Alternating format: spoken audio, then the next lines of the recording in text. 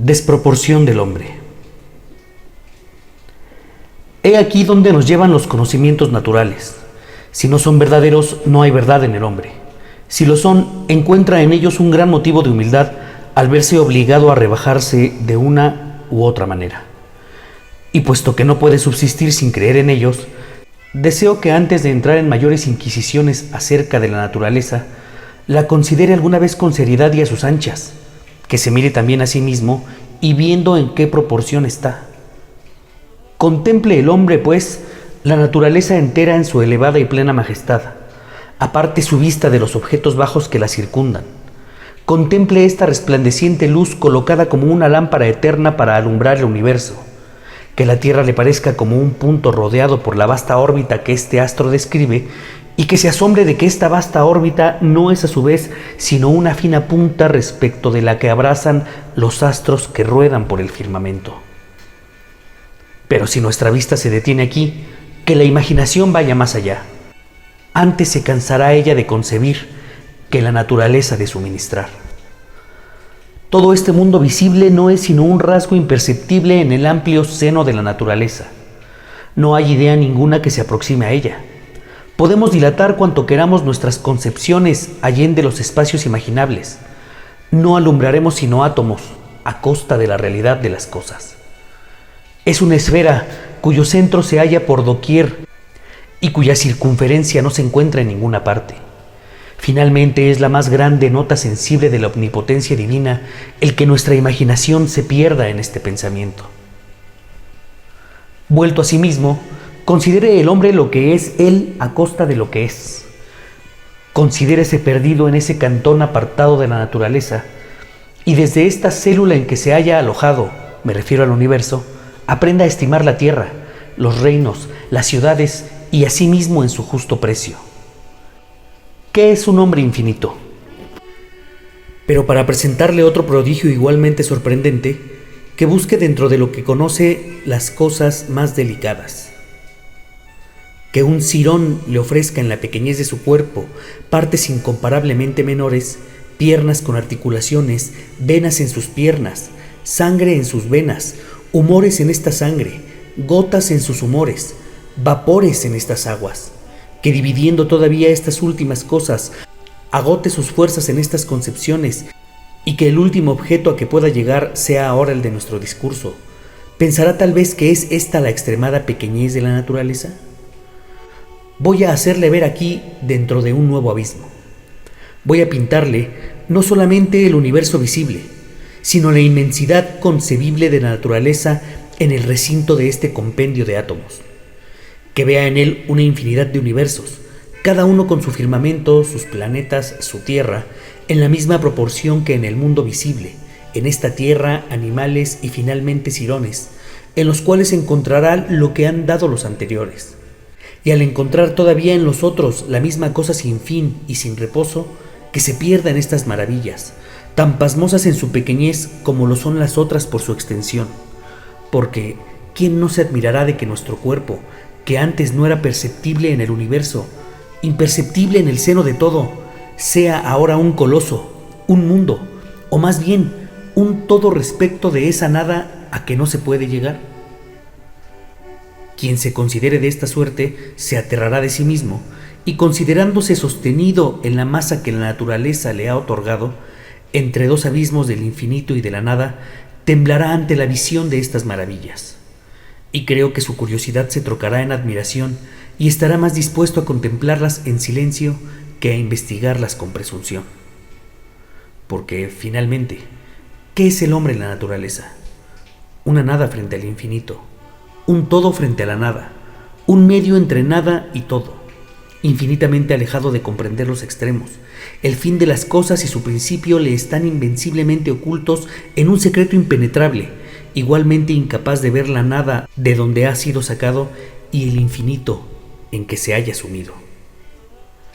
¿Qué hará pues sino barruntar alguna apariencia del medio de las cosas en una eterna desesperación por no conocer ni su principio ni su fin? Todas las cosas han salido de la nada y van llevadas hasta el infinito. ¿Quién podrá seguir estas sorprendentes andanzas? El autor de estas maravillas las comprende. Ningún otro puede hacerlo. falta de haber contemplado estos infinitos, los hombres se han lanzado temerariamente a la investigación de la naturaleza como si fueran proporcionados a esta. Es extraño que hayan querido comprender los principios de las cosas y llegar con ello hasta conocerlo todo por una presunción tan infinita como su objeto. Porque no hay duda ninguna que no se puede concebir este intento sin una presunción o sin una capacidad infinita, como la naturaleza. Cuando se sabe esto, se comprende que habiendo la naturaleza grabado su imagen y la de su autor en todas las cosas, casi todas ellas tengan algo de doble infinitud. Y vemos así que todas las ciencias son infinitas por la extensión de sus investigaciones, porque ¿quién duda de que la geometría, por ejemplo, tenga una infinidad de infinidades de proposiciones que exponer? Son también infinitas en la multitud y delicadeza de sus principios, porque ¿quién no ve que aquellos que presentan como últimos no se apoyan en sí mismos y que apoyados sobre otros que tienen a su vez por apoyo a otros, no toleran jamás un último? Pero hacemos con los que aparecen últimos a la razón como con las cosas materiales, en las cuales llamamos punto invisible a aquel allende el cual nuestros sentidos no perciben nada, aunque divisible infinitamente y por su naturaleza.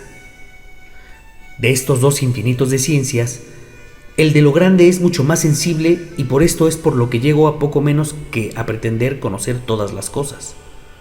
Voy a hablar de todo, decía Demócrito, pero la infinidad en pequeñez es mucho menos visible. Los filósofos han pretendido, sin embargo, llegar a él y es aquí donde todos han topado. Es lo que ha dado lugar a estos títulos tan corrientes, de los principios de las cosas, de los principios de la filosofía, y otros semejantes, tan fastuosos en realidad, aunque menos en apariencia, que este otro que hace saltar los ojos, de omni scibili. Se cree naturalmente ser mucho más capaz de llegar al centro de las cosas que de abarcar su circunferencia. La extensión visible del mundo nos sobrepasa visiblemente, pero como somos nosotros los que sobrepasamos las cosas pequeñas, nos creemos más capaces de poseerlas, y sin embargo, no hace falta menor capacidad para llegar hasta la nada que para llegar hasta el todo.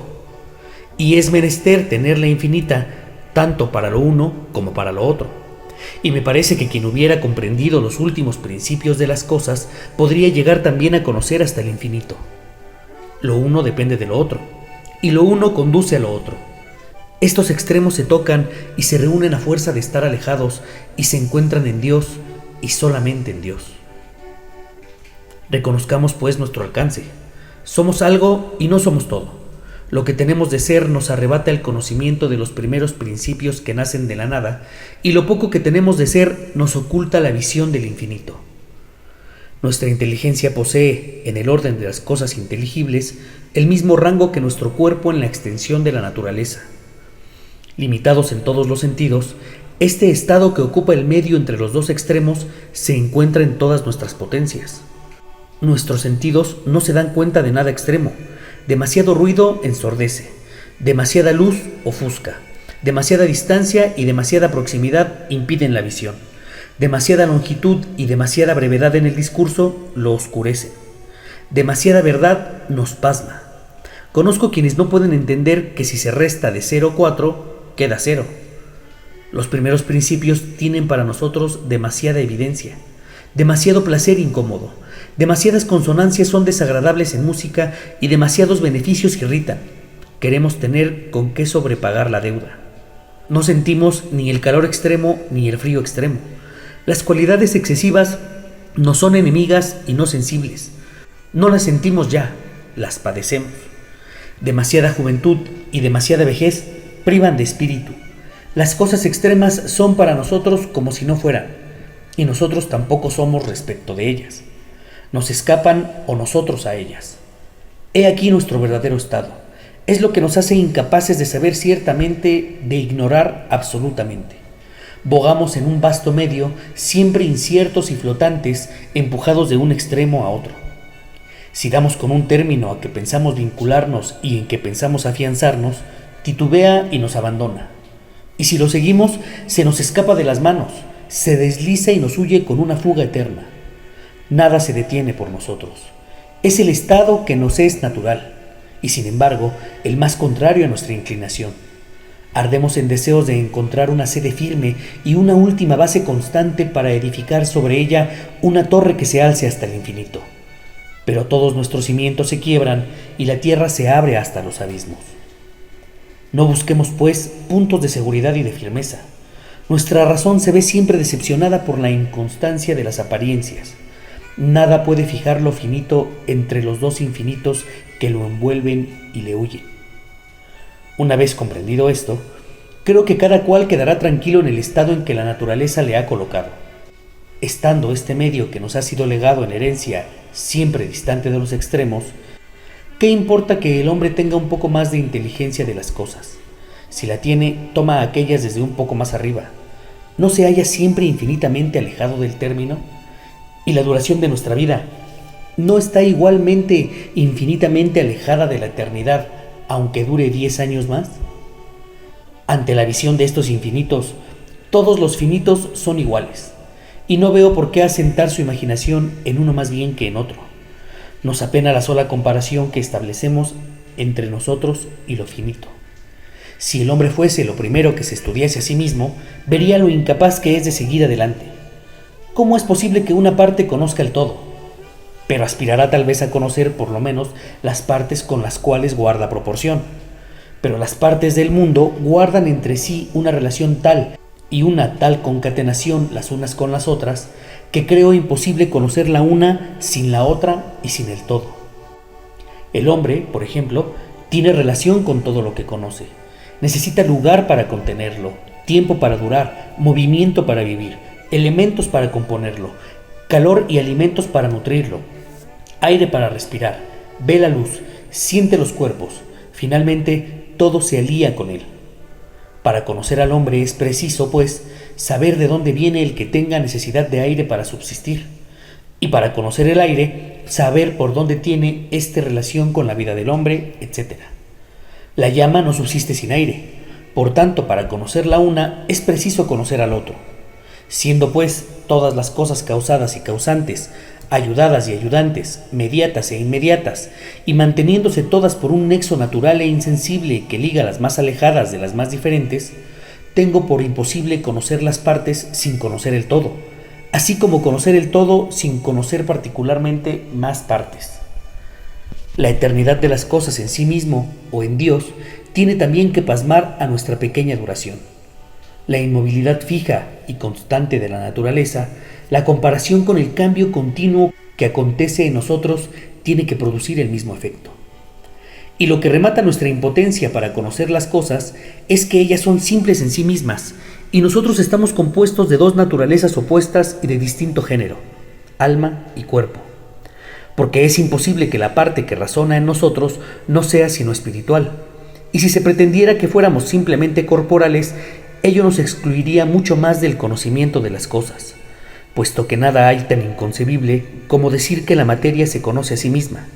No es posible conocer cómo habría de conocerse a sí misma. Y así, si somos simplemente materiales, no podemos conocer nada en alguna manera. Y si estamos compuestos de espíritu y materia, no podemos conocer perfectamente las cosas simples, espirituales o corporales. De aquí viene el que casi todos los filósofos confundan las ideas de las cosas y hablen de las cosas corporales espiritualmente y de las espirituales corporalmente. Porque dicen audazmente que los cuerpos tienden a bajar, aspiran a su centro, huyen de su destrucción, temen al vacío, que la naturaleza tiene inclinaciones, simpatías, antipatías, cosas todas que no pertenecen más que a los espíritus. Y hablando de los espíritus, los consideran como en un lugar, y les atribuyen movimientos de un lugar a otro, cosa que no pertenece sino a los cuerpos. En lugar de recibir las ideas de estas cosas puras, las teñimos con nuestras cualidades e impregnamos con nuestro ser compuesto todas las cosas simples que contemplamos. ¿Quién no creerá, viéndonos componer todas las cosas de naturaleza y de espíritu, que esta mezcla nos había de ser muy comprensible?